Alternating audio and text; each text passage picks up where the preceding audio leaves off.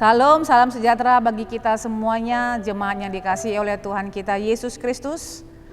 Sebelum kita beraktivitas hari ini, kita akan mendengarkan firman Tuhan, dan nas firman Tuhan menyapa kita dari kitab 2 Timotius pasal 2 ayat 19. Demikian firman Tuhan. Tetapi dasar yang diletakkan Allah itu teguh, dan meterainya ialah Tuhan mengenal siapa kepunyaannya, dan setiap orang yang menyebut nama Tuhan hendaklah meninggalkan kejahatan. Demikian firman Tuhan. Saudara-saudara yang dikasihi oleh Tuhan kita Yesus Kristus, surat Paulus yang dialamatkan kepada anak rohaninya yaitu Timotius menasihatkan kita semua pada saat ini sebagai orang pilihan Allah, maka kita harus mengingat bahwa dasar pemilihan itu telah ditetapkan oleh Allah. Siapakah yang menetapkan? Yaitu Allah sendiri melalui putranya Yesus Kristus yang telah diberikan oleh Bapa kita yang di sorga. Karena itu perlu ada satu pertanyaan bagi kita Bapak dan Ibu melalui nas ini. Untuk apakah hidup kita? Untuk apakah kita ditentukan dan ditetapkan oleh Allah?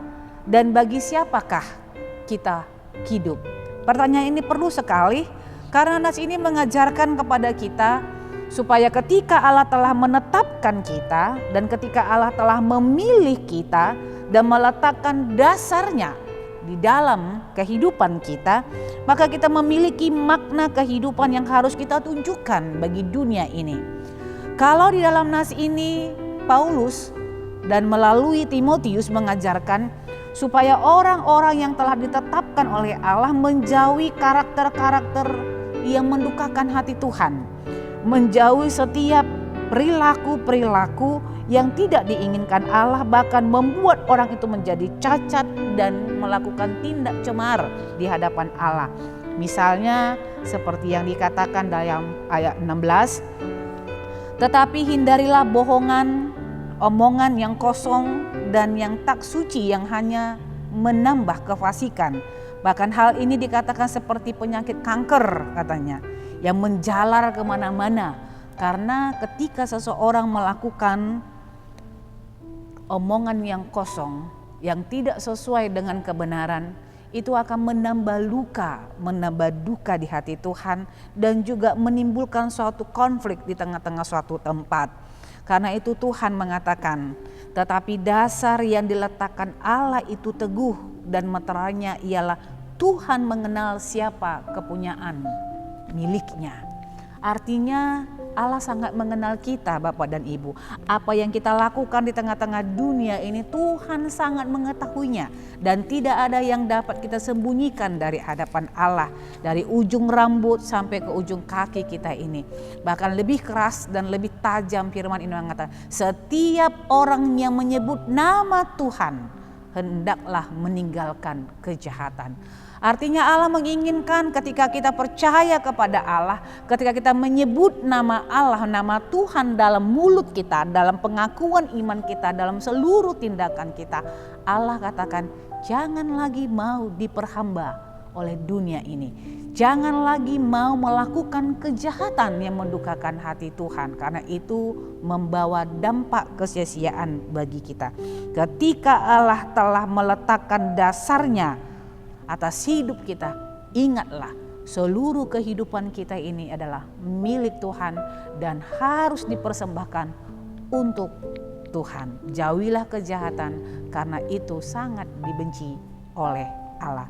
Tetap semangat menjalani hidup kita, tetap menjaga kesehatan, mari tetap mematuhi protokol kesehatan supaya kita tetap sehat dan terhindar dari COVID-19. Tuhan Yesus memberkati kita. Amin, kita berdoa.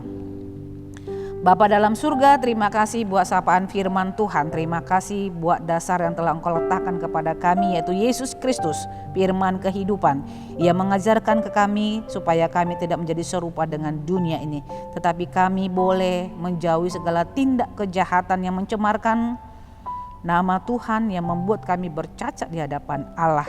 Biarlah Ketika Engkau telah mengenal kami ya Tuhan, kami sungguh-sungguh memahami itu semuanya. Apapun yang kami kerjakan dan kami lakukan, baiklah kami lakukan seturut dengan kehendak Allah untuk menuju kepada kemuliaan Tuhan. Apapun yang kami kerjakan dan kami lakukan ya Tuhan, kami lakukan itu untuk Allah. Karena itulah yang Tuhan inginkan, supaya hidup kami ini sungguh-sungguh telah diletakkan dalam pemilihan yang telah Engkau lakukan atas hidup kami. Dan Engkau telah menebus kami Tuhan dengan darah yang mahal, darah Yesus Kristus yang telah tertumpah di bukit Golgota. Mampukan kami Tuhan untuk selalu memuliakan Allah secara khusus dalam pekerjaan yang harus kami lakukan dalam hari ini. Berkati seluruh jemaat Tuhan, berkati anak-anak dan juga apa yang telah Engkau lakukan, Engkau berikan kepada kami. Biarlah itu menjadi sumber kehidupan kami untuk boleh menjalani kehidupan kami di tengah-tengah dunia ini. Terpujilah Engkau dalam Kristus Yesus. Kami berdoa dan memohon kepadamu. Anugerah Tuhan kita Yesus Kristus, kasih setia Allah Bapa dan persekutuan Roh Kudus, itulah yang menyertai hidup kita hari ini, besok, dan sampai selama-lamanya. Amin.